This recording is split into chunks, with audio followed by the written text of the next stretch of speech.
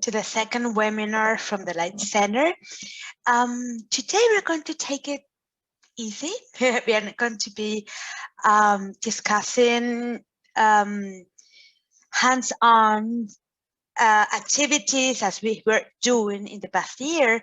We're going to be actually talking about something that I'm really passionate about, that is reflective teaching, and how you can use reflection as a tool for professional development. So the agenda for today, we're going to be discussing a little bit what makes an effective instructor, what is reflective teaching, and we are going to go through a couple of models for reflection. Reflection on practice, and what's the difference between that and reflection in practice. Then we are going to be discussing the importance and benefits of reflecting on your teaching practice and what it looks like. What does reflection or reflective practice, reflective teaching looks like? So as you can see, since we're not too many people, I think this is wonderful, 10 participants, so we can have a open, candid conversation on how you use, as professors, as educators, reflection to improve your teaching practice. So let's get started. And for that, I want you to think back at your days at university. We are professors, we teach college students, university students. So the best way to start reflecting on what we do in the classroom is looking back at when we were students at university and think about an effective instructor that you had, and what qualities this person had, what skills and attitudes made this instructor so memorable and effective. But we also need to reflect on what ineffective teaching is about. So I want you to think also about someone who was your least effective instructor. So again, think about your most memorable professor, someone that you always remember because he or she was good, was engaging, and think about the qualities that this person had. But also think about someone, unfortunately, we have always had teachers and professors who were not that good. So think about those two and think about the quality skills they had that made actually their teaching ineffective. For that, we're going to use Jamboard, okay? And I want you to think about, again, 5 characteristics of effective instructors and 5 characteristics of ineffective educators. We're going to be using Jamboard, and I want to show you how this looks like. So I'm going to give you the link to it, and you will have 2 slides. One, what makes a great instructor. The second one, what makes instructors ineffective. And you can add your thoughts using sticky note. Just click on it. You can write your name. Just save, and it's on the slide. You can add text if you want. So it's up to you. It's up to you how you want to include this information. You have to be logged in on your Westcliff account to be able to use this this Jamboard. So do you have any questions on what you need to do? I am adding the Jamboard link to the chat. Please join and write what makes a great instructor or an ineffective instructor. And then we will come back in a couple of minutes and discuss what we have on the Jamboard.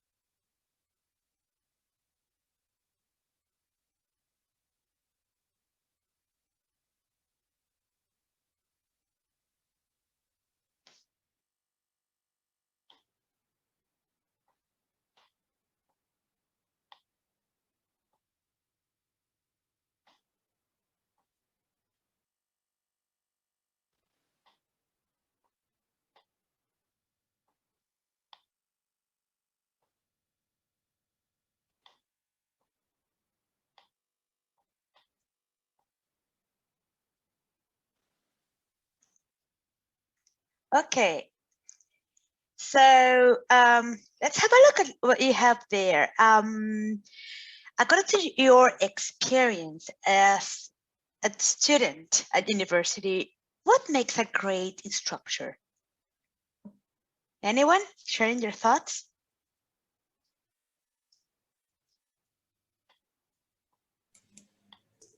Can you repeat the question again, please? Yeah, what makes a great instructor? A great instructor, be the same level as a student. Don't show yourself you are the one who knows everything, and students don't know anything, right? So it's not necessarily true. Each time when I start my new class, all the time I'm telling to them, don't think and I'm the genius here in this classroom because I'm a doctor. Not necessarily. Maybe I am the expert in one field and you are in different fields. Therefore, we all the same level. This is I am making with them friendship, relationship from the day one, from the second one. And be open. If you don't know something sometimes, and you don't have to know everything in the whatever going on, you don't, okay, I did not know that. Open, be open, say, I did not know, and I learned from you this today. And be at the same level as a friend, open to discuss as a friendly as well, not as a professor, so they can trust. You have to build trust between the professor and student. So it goes beyond knowledge, it goes beyond knowing the content. Yes.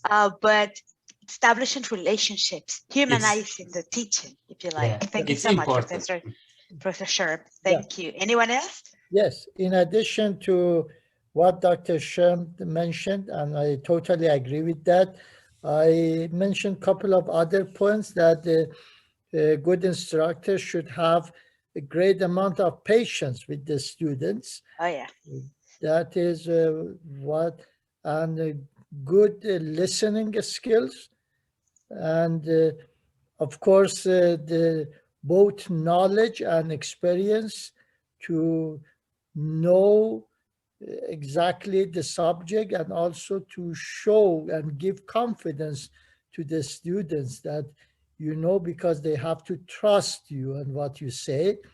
And also the adaptability, because every term we get different group of students, different culture, different people, and they have different learning skills, they have different backgrounds. So we have to be able to adapt ourselves to the environment of the classroom. Absolutely. Thank you so much for sharing, Dr. Shakib. Professor Davidenko? Thank you very much, and hello to everybody. I really support my colleagues. They are saying very wise things. One thing that I want to know from my students' experience, that we really loved professors who were prepared to challenge the existing knowledge and who were open to student discussions. If the students do not agree with something written in the book, very often it appears that students are right. That's already from my professorial and scholarly experience. That's why I remember it, that we really loved professors who believed in us, who were giving us the status, yes, as my colleague said, of equal participants of the discussion. That's very important. Absolutely. I like the idea of challenging students and admitting, hey, this is not working. It's part of the reflection. Say, I don't know. It is okay to say, I don't know, but it takes courage and it takes experience to be able to say, I don't know. When you're a new professor, when you're a new instructor, you're afraid. You believe that you're a walking book, if you like. Then they realize that it's when we teach, we learn at the same time. So I see here that they say a great instructor is interested in making the students better and set high expectations, agree, making students feel comfortable to talk and learn, challenge students to think in terms of application. I like that, not only theory, but how to transfer what they learn in the classroom to real life, to their working field. So perfect. Now let's see what ineffective teaching looks like. Anyone wants to share? Yeah, I can share. So I think the one for me is obviously just presenting material without really taking it to the next level to help students synthesize it. So not relating it to real life or to application, but really just kind of lecturing on the facts or the data or the information without helping them kind of integrate it into their learning. Absolutely. Thank you, Professor Robinson. I remember watching a video when I was planning this presentation about, and there was students talking about what makes a great instructor. And I was really impressed how they can, I knew it, but I listened from hearing from them, it was really hard to see how they realize ahead, this person knows, but just this person kind of transfer what he or she knows. So and he knows how he's an expert, a content expert that doesn't really convey any message or doesn't help students to transfer what they learned into their real lives. Good. Okay, anyone else? I'd like to share one point, if I may, of course. Sure. I'm going to cite my dear friend and colleague, Dr. Johnson here. And he says, if we're going to give to everyone A's and B's like a candy, we're going to be hurting the students. They're not going to learn. They're going to be hurt by not noticing. They're going to be happy. Oh, he gave me or she gave me A and B. However, did you get A and B here? No. Exactly. So that's why this giving A and B as a candy is not efficient. Absolutely. And the way to realize those things is by reflecting, by going back, even reflecting at the moment something is happening in your classroom, or looking back and being able to reflect and move forward.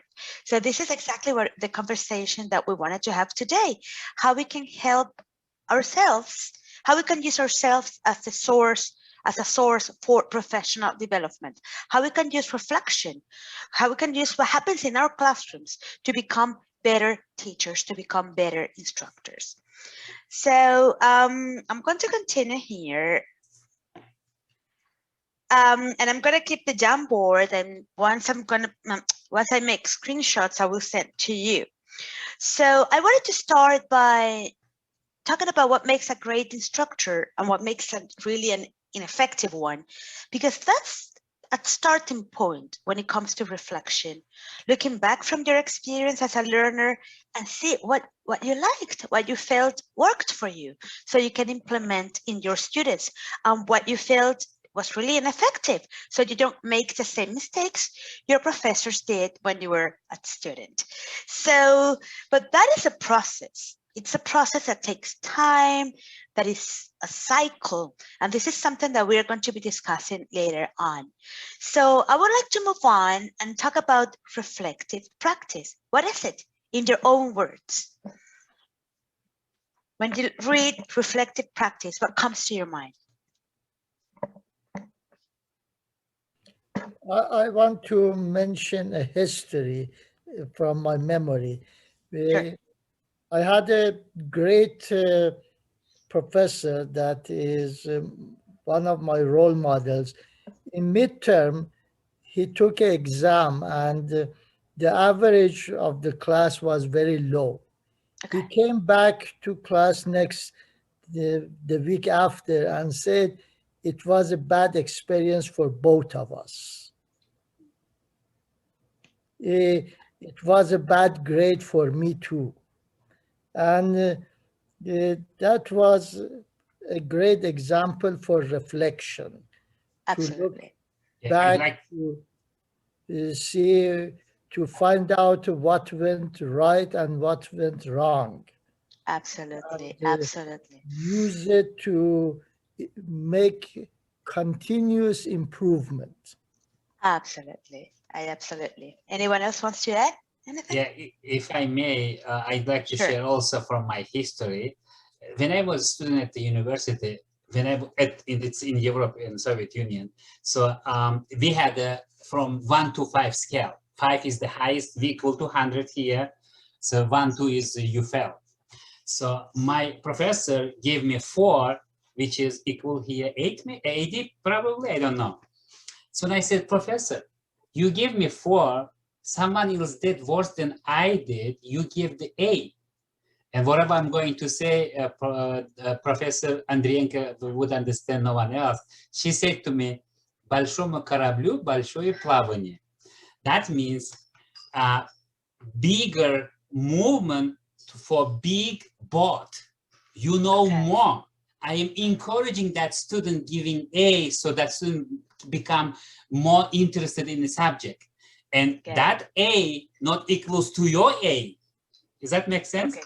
Yeah, of So course that's it does. encouragement. Absolutely. What Dr. Shem is saying is big ship needs deep waters. Big waters. So you are a big ship now, you are in deep waters. That's Absolutely. yeah, Absolutely. that's your essence. That's your element. Absolutely. How about anyone else? What do you believe reflective practice is? Yes, if I can give my opinion. Sure. Of course, Professor Sally. Well, I agree with Dr. Sherm, what he said in both ways, and Dr. Shakib. So it's good sometimes to give the aid for encouragement, and it's good also at the same time to tell them, you know, especially at the beginning, you know, this is where I start giving them, I'm more lenient and tell them, all right, I'm assessing you, I'm see your levels, see what you're doing, and then I will guide you. So here's my guidance. Now I'm not taking much points off. So, but next week you expect that I'm more, you know, I'm looking more of how you're accepting and how you're understanding my comments. And this is where I'm not gonna give them A's and B's like candies. So. Exactly. And now, did you come to this conclusion because you learned that at university, or because you were able to reflect on your practice while teaching? You know, it is both. Also, I have a real models professors and my former chair as well. You know, how I've been, how I felt from encouragement and from this encouragements, which one works better and makes me more committed to do my homework and motivate me. So when I hear good, you know, feedback versus bad feedback, I will be more motivated. So how did it work for me? Also, I'm passing it to others, because it's always good to give constructive and good feedback at the same time, make them feel that they can do it, though they made mistakes, but you know, you have to learn. Absolutely. And this is how you're gonna build up your grades. I'm not giving them to you. You are dictating. You are telling me what kind of grades you're gonna earn. So based on your performance, of course, not effort. So I will explain that to them and make it clear that I communicate and they understand what does that mean. Perfect. Thank you so much, Professor. Yeah, Professor Robinson. I think you wanted to say something. What's reflective practice for you?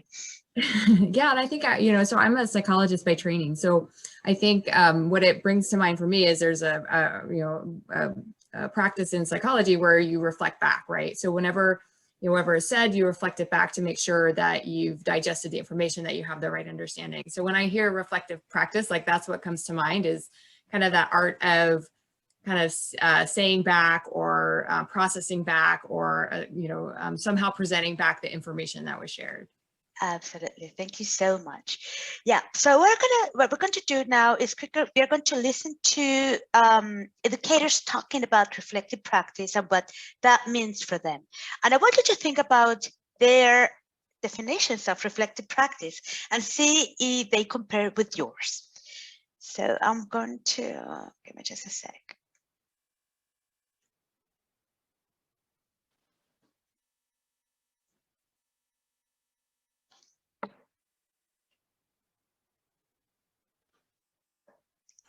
Reflective practice is challenging your own beliefs and values in order to see the validity of that and be open to reflect and evaluate the how accurate are those beliefs and to change in order to improve your professional development. Well, I think reflective practice is when you think why I'm doing something, and how it works. So I would say it is a big change between how traditional teachers were. I would say it was a big distance. It is being told in many books about this big distance between theory and practice.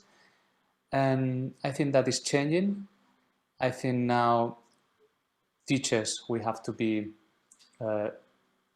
researchers as well. We need to research and apply the theories, adapt these theories, because there's not a single truth and everything has to be adapted. Every theory has pros and cons depending on the particular context where you apply it. For me personally, reflective practice is the beating heart of teaching. Without it, teaching stagnates, goes dead. You need to keep on adjusting, thinking, but not just thinking alone. You have to draw into resources to see what others have said. So for me, research and reading is important. Not kind of a lot of research, a lot of reading, but reading kind of on key points. Even just watching a small video clip that shows you how to, once you see an area of improvement, how to improve. But it's not a simple process. It can be messy. So you're not going to get the answer or the solution for the issue immediately. It might take several, tries, attempts to get it hopefully right.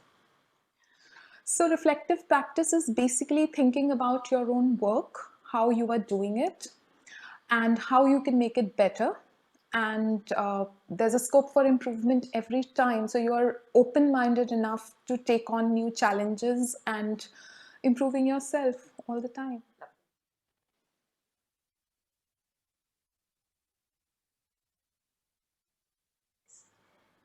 Being a reflective practitioner for me means to challenge my values and beliefs and see how could I improve it for my practice, for professional fulfillment, and for the benefit of my students. As a reflective practitioner, you would always be looking for ways to improve your practice. So you would ask for feedback, you would look for new research, probably new theories, and you would try to see whether your practice is anywhere aligned with that. And of course, you would try and experiment with new things to improve your practice.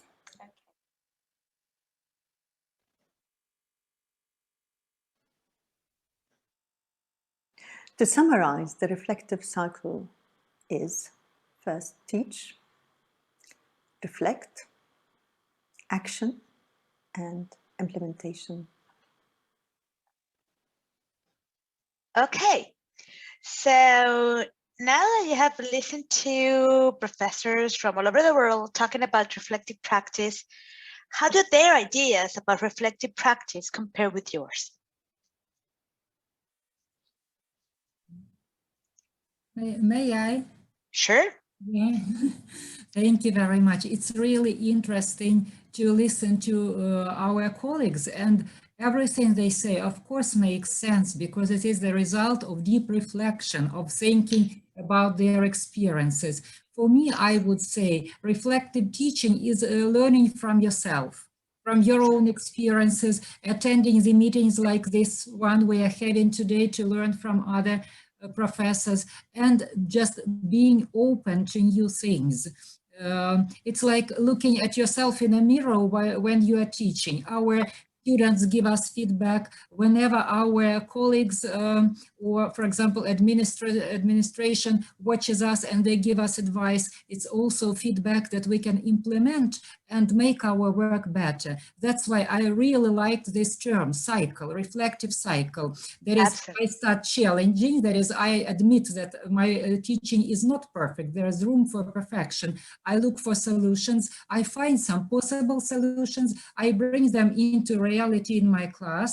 I see whether they work and how they work, and I implement them into teaching on a regular basis. And then I look further, what else can be done to make teaching better. It's a sort of spiral, not even cycle. Absolutely, it's a cyclical process. And the reality you just commented on something very important. Reflection is very personal. It's a personal journey, if you like, but it can be helped, it can be aided by your colleagues, by the Light Center in this case, by your supervisors or someone, a friend that you can ask to come into your class and observe. So there are many ways in which we can actually get data, if you like, to be able to reflect on your teaching. Anyone else?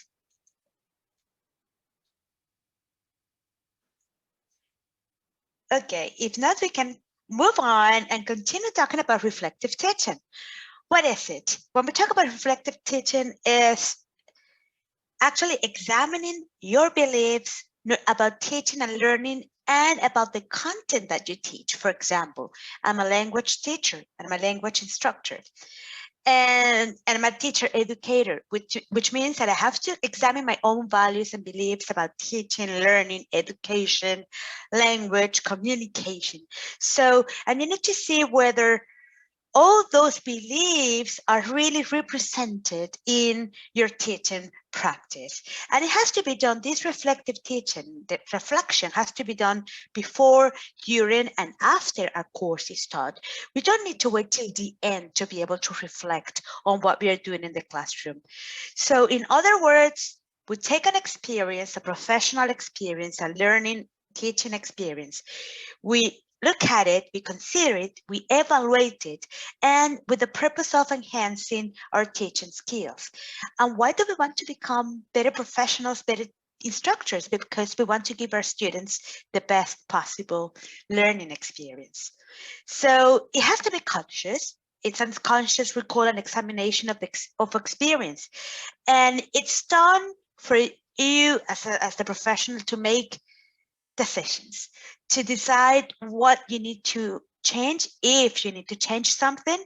And one thing that I want to mention is that when we talk about reflective teaching, it doesn't need to be about things that don't work. You can actually look back and say, hey, this class went really well. So let me see what I did that really worked so I can actually implement it in my next sessions as well. We need to make a differentiation between reflection in action and reflection on action. When we reflect in action, it means that we are reflecting as something happens. We make decisions at the moment. We act immediately. Your teaching, it has happened to me a lot. Like, I plan my lessons in my mind. It goes amazing, super fun, super great. Everyone is engaged. Then I teach and I'm like, something's happening. You can feel, you know that something is not working. So you can reflect in the moment and you can change the course of your lesson. So that would be reflection in action. Reflection on action would be, okay, the class is not going well, but this is what I planned. Let me continue. And then when it's finished, you look back at what happened and you try to improve and you try to determine what went not too well and what went well so as to enhance your teaching skills.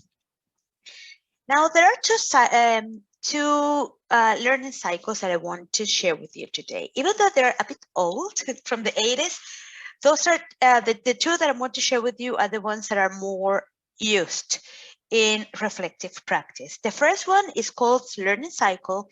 And even though it's not really applied to teachers, to instructors, when we talk about reflective teaching, when we talk about teaching is ongoing learning. The more we teach, the more you realize that you need to keep on learning. So Cole's learning cycle actually talks about having an experience in your class, then looking back and reflect on what happened, then make some abstract conceptualizations of what happened, and then activate something, or have an action plan and try out what you learned. Then we also have Gibbs' reflective cycle. And this is the one that I like the most. First of all, it's a bit more extensive and it considers instructors' feelings. And I do believe, or I consider people's feelings, whoever is reflecting. I believe, as I said before, I don't know about you, but when I'm teaching, I can feel, even though I'm here in the Netherlands and my students are from all over the world, I can feel if my class is not going well or not. And I can actually attribute those feelings to certain activities. So in Gibbs reflective cycle is a cyclical model in which you reflect after something happened, you think about what happened, then you think about your feelings. What were you thinking and feeling at the moment that happened? Then you evaluate the pros and the cons, the good feelings and the bad feelings. Then you try to make sense of what happened. Then you pinpoint what needs to improve. And of course, you end up having an action plan. Okay, this is what I need to improve for next class. Then how can I improve my teaching to help my students? And this action plan doesn't need to be a super plan with goals and 2 goals and 3 objectives. And it can be something as small as changing a task from group task to pair work. So it can be something as simple as that. So what I like about this reflective cycle, again, is that it encourages you to think about your own thoughts and feelings. And it's all about learning from experience.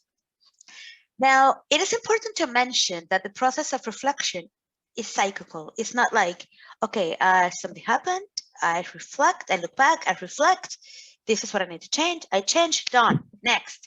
So it's a cycle that needs to be repeated over and over again. So you teach, you self-assess the effect that your teaching had on the learning of your students, then you consider new ways of teaching, which can improve the quality of the learning. We can help your students better.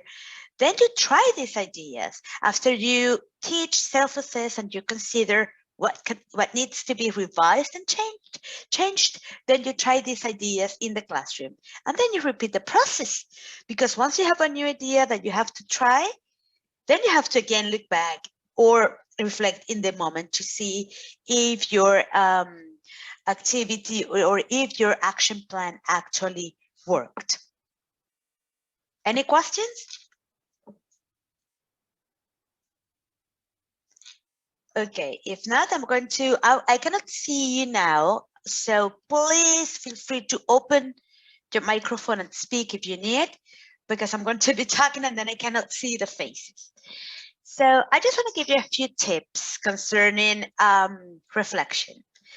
I know that when people think about reflection, they believe, as it is, it's a very complex process, but it's a process that can be, I mean, the more you reflect, the easier it gets, and the more you get from those reflections.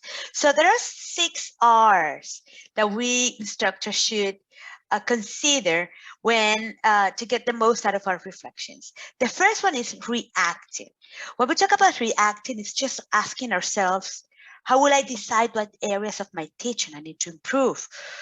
Will this be decided by data collected from the mid-course evaluations or data from students' tests or just talking to my students? Then we go through recording.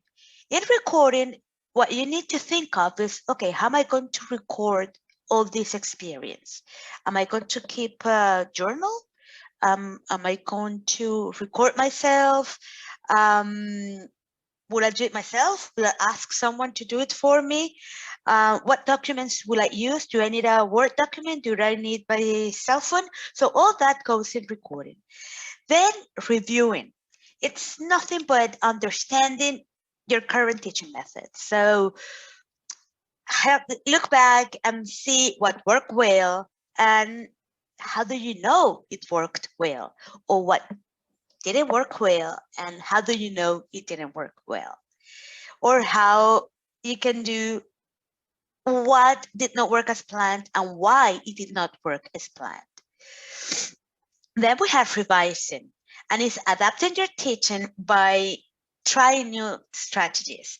So what needs to be changed and or adapt. And this could be a whole task, okay? But it can also be a very tiny part of your teaching. It can be, as I said, changing a task from independent work to controlled work, for example, because you realize that it didn't work as you planned. So it doesn't need to be a big action plan. It can be just tiny bits to help you improve your teaching. Then we have reworking, which is the action plan itself. And it's an action plan of how you can put all the ideas that you had into in a practical way. So you will need to consider the time that you have with your students, the type of students you have, the resources that you have, so as to be able to set up an action plan that might actually really work. And then finally, we have reassessing. As I said, reflection is cyclical, which means that you have to you have to look back at your reflection, at your action plan, and continue reassessing whether what you did was more effective than what you did before. Now, I have a few statements here on that slide that I would like to discuss with you. While I was doing the research for reflection, I do lots of reflection in my class, and I'm really passionate about this. But the more I read, the more I know that I need to be trained. The more I know that there's more to it. But the more impressed I am of instructors, practitioners saying, you know what? Why reflecting? It doesn't really impact doesn't directly impact my teaching if I think about things after I have done them. Do you agree?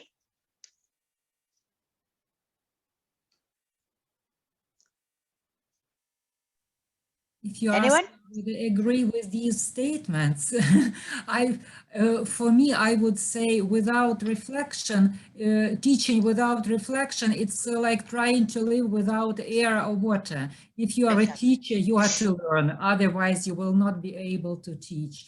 There is, for me, it's just absolutely natural to think what kind of group I'm having. Maybe something worked well with another group. Is it going to work well with this one group? That is, I'm continuously learning from my students. I'm learning my students, and it's just what I enjoy doing. I think if someone doesn't like it, they had better choose some other way in life. For me, teaching and reflection are just inseparable. One is impossible without another. Exactly. So it does impact your teaching, right? Even though you think about that after it happened. Now, some other professors say, well, I know that reflection is important. I do believe it's really important, but it takes too long. I don't have the time. I have 2 jobs. I have 100 students. So when am I going to be reflecting? What do you think? And be honest, maybe you think, oh, that's exactly what I feel like. So it's fine. I think I think when it doesn't have to take too long, right? Because I think you can pick little things to reflect on and little things to improve, as you can. But I also go back to what was just said, which is it's a necessity to be effective. So you have to fit it in. Absolutely. Yeah, it's part of the role. It's part of the job. It's part of being an effective teacher. Absolutely. And as you said, Professor Robinson, it doesn't need to take lots of time. You can look back and then decide on one aspect of your teaching you want to observe, that you want to reflect on, and then work on that specific one.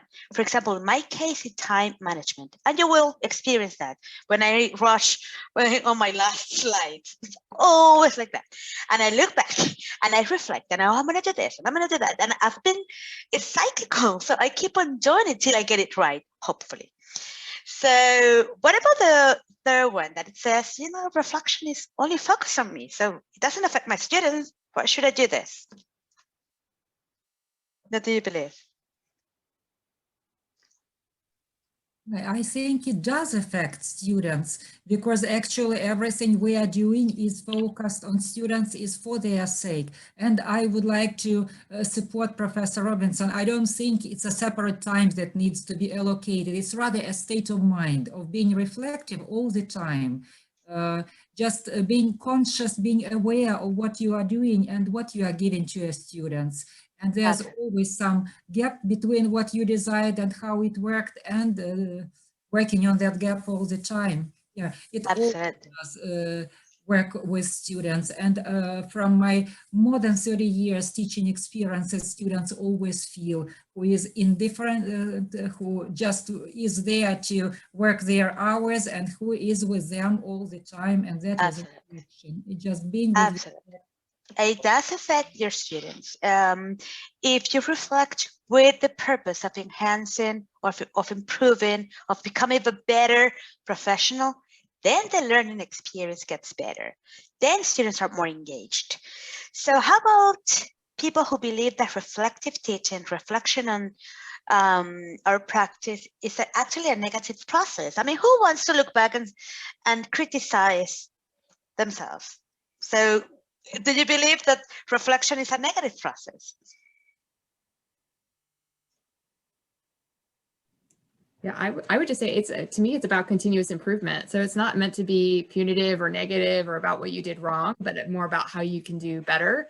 And that may be fixing something, but most likely it's building on your strengths, refining, what might be a really good exercise, but you make it a little bit better, or just enhancing your own knowledge and teaching style. Absolutely. Actually, reflection is a cyclical process. That means that you grow and you adapt. So if there is growth, if there is improvement, how is that negative? It's positive, actually. What about the last one? Reflection is a solo process. It's really personal. So if I look back, I reflect, I change my strategies. And then how do I know I improved? If it's only me, if I'm the one looking at the data and analyzing and reflecting.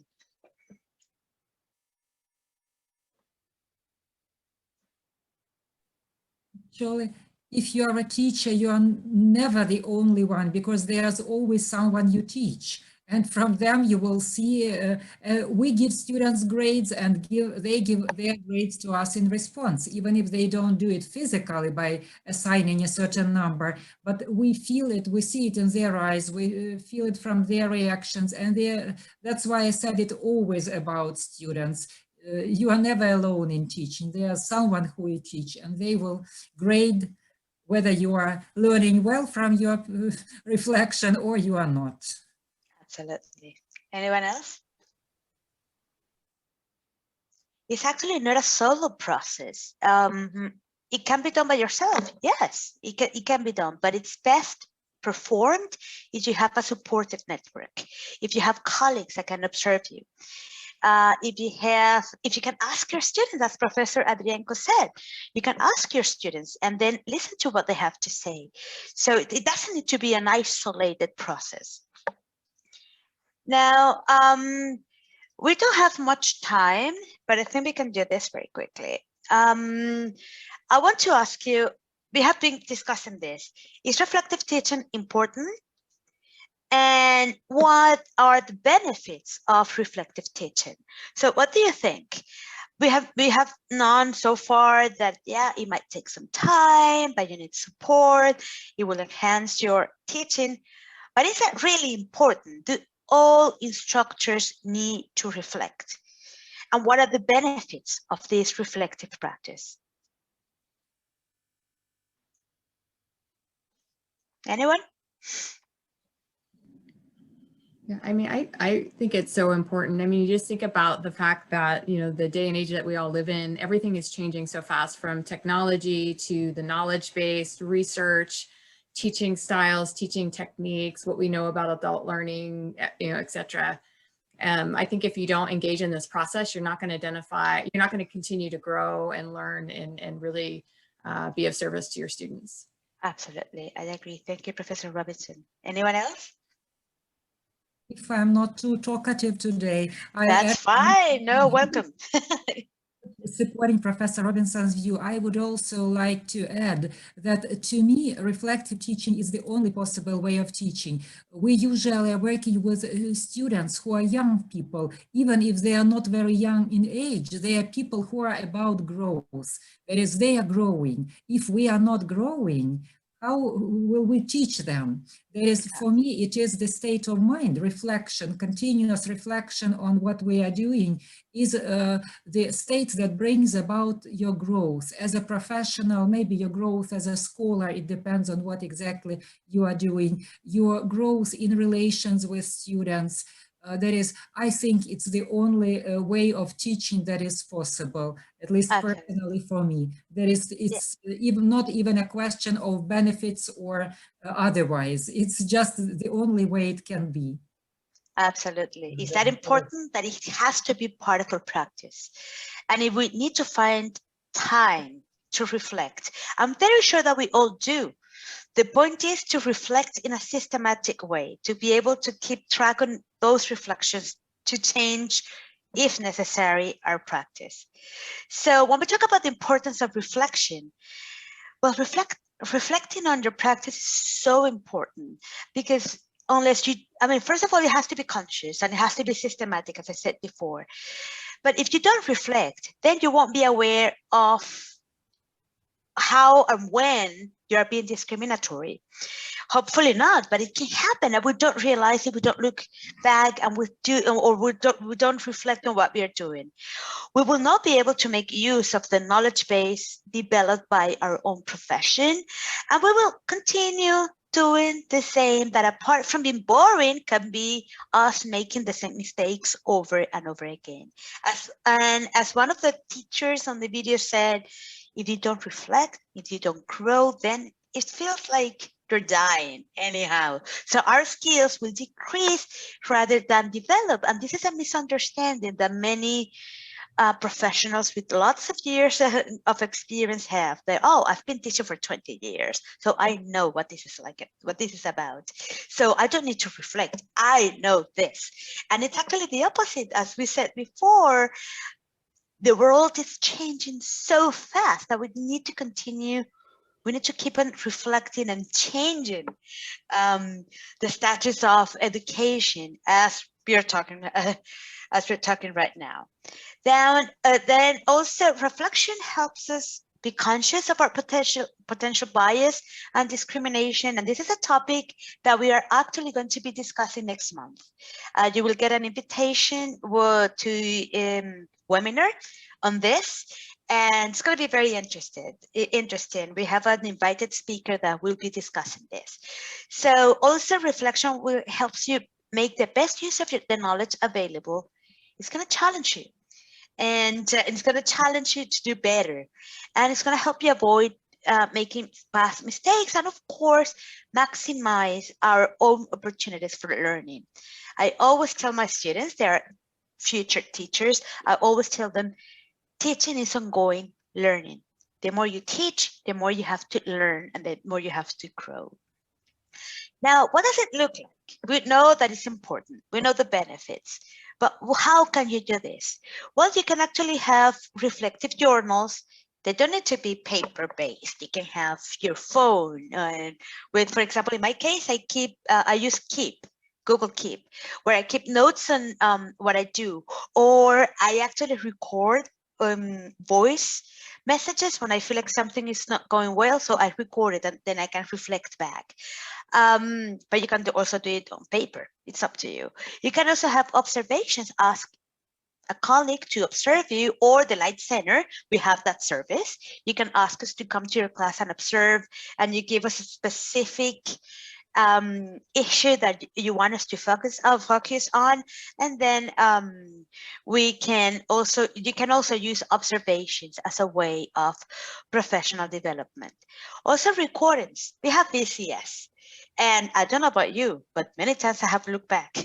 I go on Gab and I check the recordings just to see if something that happened really happened as I felt it at that moment. And sometimes I look back and I'm, oh, it wasn't that bad. Or sometimes I look back and I'm like, I need to change this. So recordings also help you reflect. Then you also have team lesson planning. That's really interesting. I have done that. It's not easy. It's challenging. I'm not going to say difficult, but you need to get together with colleagues and plan together. It's really good because then you can have you can have a different perspective, and you can actually build up a lesson plan that meets your students' needs. And as we said before, students' voice, why not asking them how they felt in the class and what they feel that they need from you as their instructor. But you can also have the student's voice in the mid-course and end-of-course evaluations. There is a last part, if I'm not mistaken, that has open-ended questions that students, if they like, some of them, they write what they thought of the course, and you can use that also as a way to reflect on your teaching. So any other ways to reflect, or any other ways that you have used to reflect?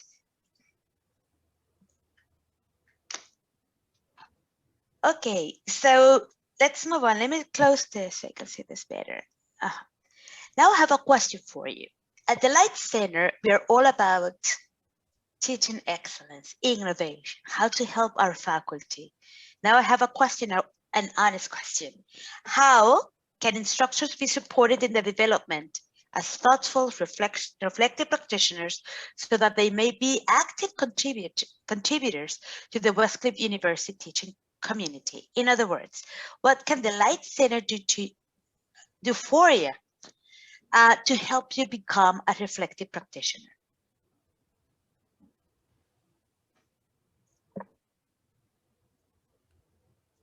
What do you think we can do as a community? We are a community of educators to help each other. Sorry. It seems like that there be, in a sense, two different types, if you will. If you're a, say, professional educator, this is what you do. Your reflection is going to be different than, say, a adjunct who may be working. You know, somebody mentioned, for instance, research. Well, if they're in the field always working, in a sense, they're always, they're more attuned to what's going on because they're working for a living, in a sense, if you know what I mean. So True. I would imagine that would be a different construct than, say, the professional teacher who all that person does is teach. And I don't mean that in a negative, to say it as a slam, but that obviously, like, when I was working, 60 hours a week in the field, for companies, that's part of the that's almost like research, because you're always working in the new field. I also want to add one thing is that, if we're lifetime educators, so much of that you've pointed out correctly is that, yeah, we should always be continually looking for improvement. And whether or not it be a hobby, if your hobby is cooking, you're always experimenting, you're always learning. Exactly. For us, it's obviously the vocation of teaching, and it should be something that continual. I think you're just trying to help us making it a little bit more methodical, is my understanding, which I understand. But I just see the two different, the demarcation between them. And the reality, Professor. Sorry, Professor Johnson, go on. Because it was interesting, like at Santiago Community College, the College of Education is almost all full-time faculty. The College of Business is almost all adjunct. So you can see the different reflections of how they would even approach things being different. So that's all I said.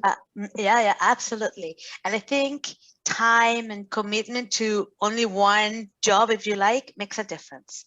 If you're only teaching and you have time to reflect, then of course you will take this more seriously. Because I agree.